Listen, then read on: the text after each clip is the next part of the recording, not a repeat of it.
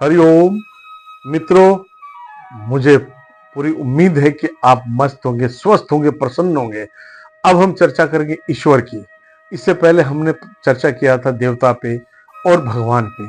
देवता, भगवान और ईश्वर, ये तीन शब्दों का हमें जानकारी होनी चाहिए, हमें अंतर पता होना चाहिए। हमारे सनातन में हम किनको किनको क्या संबोधन करते हैं, उनकी क्या सत्ता है, उनकी क्या क्या महत्व है, और उनको बहुत सूक्ष्म तरीके से तो नहीं, बस मोटा मोटी तो हमें आना ही चाहिए, प्रत्येक को आना चाहिए। ईश्वर कौन होते हैं? ईश्वर होते इच्छा को वरदान के रूप में देने वाला ओमकार। इच्छा, इच धन वर वो कहते हैं। और ईश्वर जो है उसको वरदान के रूप में जो आप सोचो मिल गया। ईश्वर ना तो बदलने वाला है, ना तो समाप्त होने वाला है। अगर आप सोचेंगे तो वो दूर से भी दूर है और पास से भी पास हैं। वे सर्वव्यापक हैं और उनके जैसा दूसरा कोई नहीं है।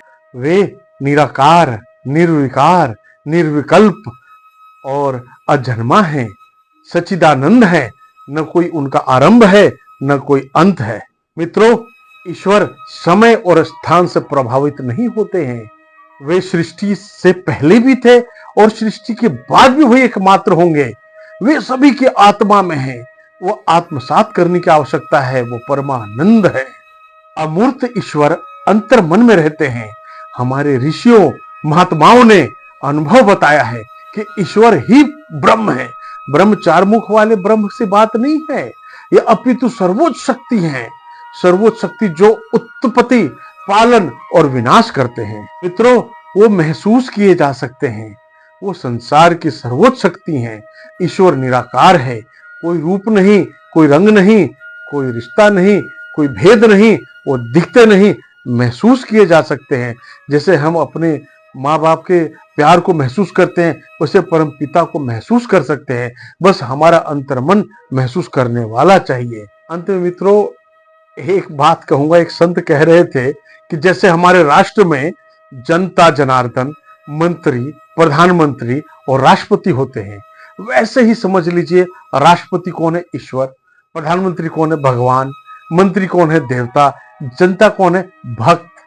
तो इस आधार पर भी अगर आप समझे तो बहुत साधारण तरीके से अब आप समझ सके होंगे। बहुत गुड़ बात है। और अब आप, मुझे लगता है मेरे मित्रों, मेरे दोस्तों, मेरे प्रियजनों, मेरे चाहने वालों, अब आपको देवता, भगवान, ईश्वर में अंतर पता है, भेद पता है। अब आप भली भांति समझ सकते हैं कि वो ईश्वर कौन है, भगवान कौन है और देवता कौन है। और मनुष्य तो हम हैं ही। हम अपने आप को तो समझते ही होंगे और आप भी समझते होंगे। इसलिए आप प्रसन्न रहिए, खुश रहिए, मस्त रहिए, आनंदमय रहिए। नमस्कार मित्रों।